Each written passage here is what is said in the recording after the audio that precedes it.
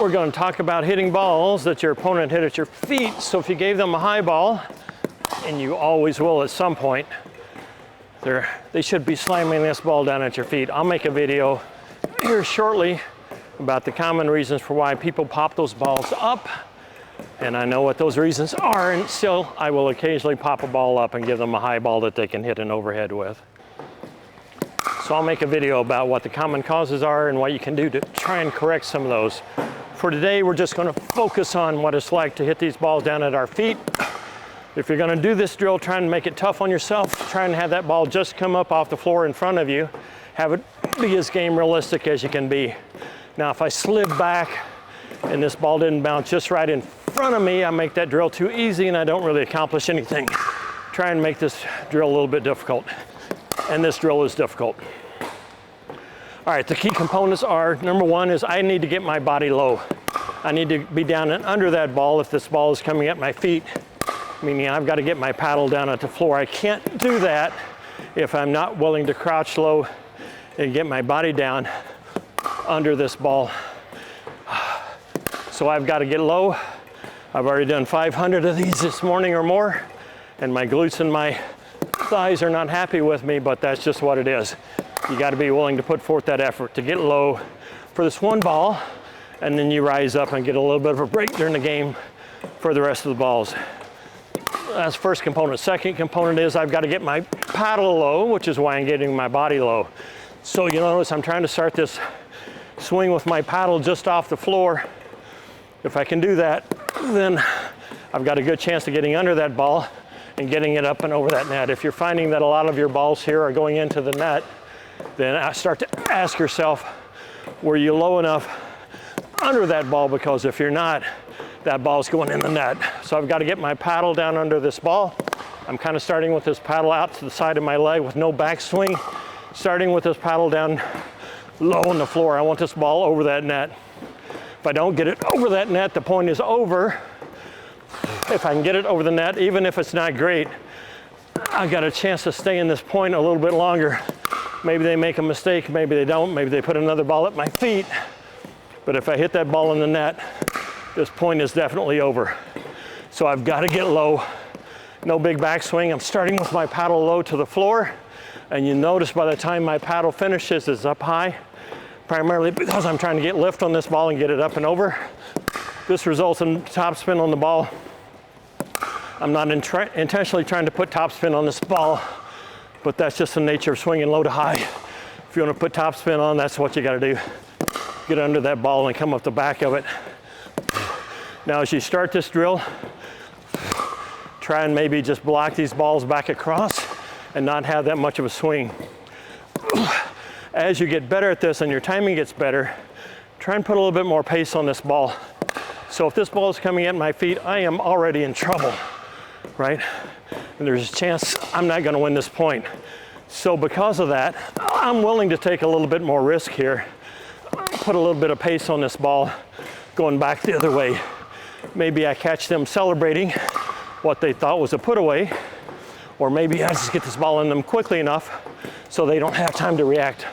So even if that ball's high, I live to hit another ball. If that ball's high and they can't get out of the way, maybe it hits them, or maybe they put a paddle on that high ball and mishit it. So even if it's not the best ball, I want to generate a little bit of pace on this ball and get it back on them quickly. Start off not swinging forward that much.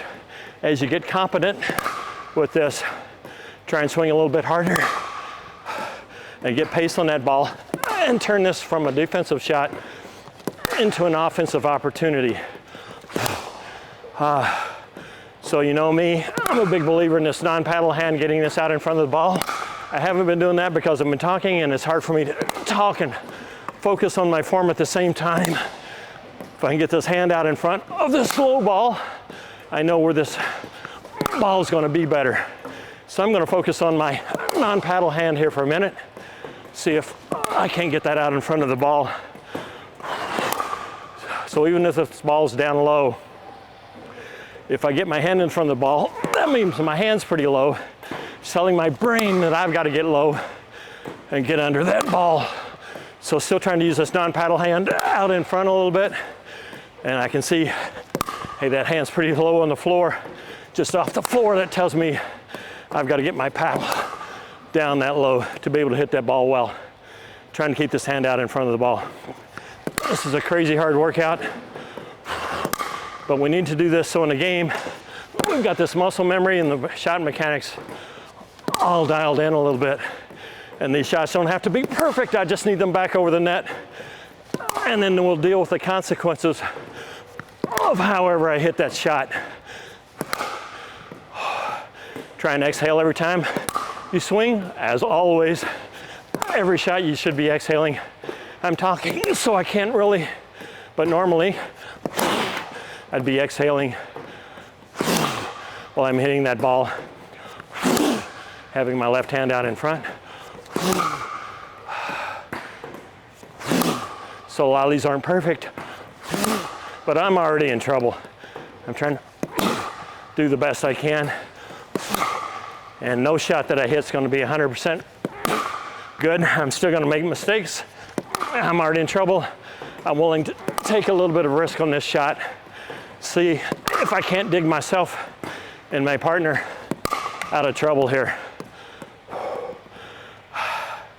And then we'll deal with what happens after that.